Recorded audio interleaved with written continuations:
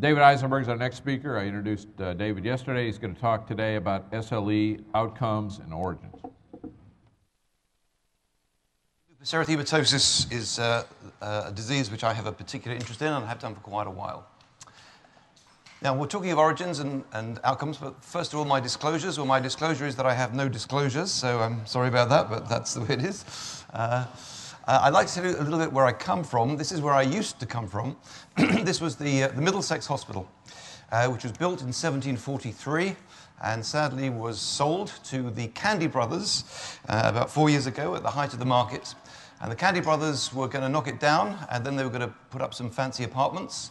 But they made the mistake of buying at the top of the market. The market then collapsed. Their money was based in Iceland, so they have knocked the hospital down, but they have not been able to replace it, and it stands a rather empty, vacant lot. So if anybody fancies investing a little real estate in London, here's your opportunity.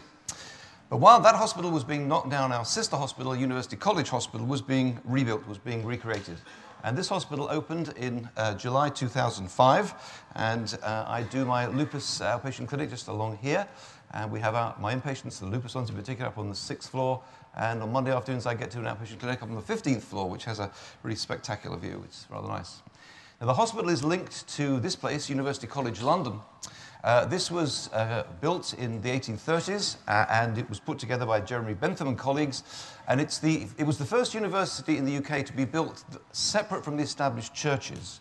And because the road that runs in front of the university is called Gower Street, it's sometimes known as the Godless College of Gower Street. And just along to the right-hand side of the Godless College of Gower Street is the house where Charles Darwin lived, just before the voyage on the Beagle. When he came back, he got married, and he moved to a house just to the left of that college. So we have quite strong connections with Darwin, of course. Now, a few words about lupus and where lupus kind of comes from. Some people believe that what Hippocrates described nearly, I guess, 2,500, 3,000 years ago as herpes estymonis may have been the cutaneous ulceration of a bad lupus rash. Herbonus of Tours, a monk, seems to have been the first medievalist to use the term lupus, but the term was used in a very wide variety of forms, and it was only after about 1500 that physicians attempted to limit the term lupus to skin afflictions of the face. And then in 1790, Robert Willan, a British dermatologist, was the first person to try to classify skin diseases and includes a reference to lupus in his book.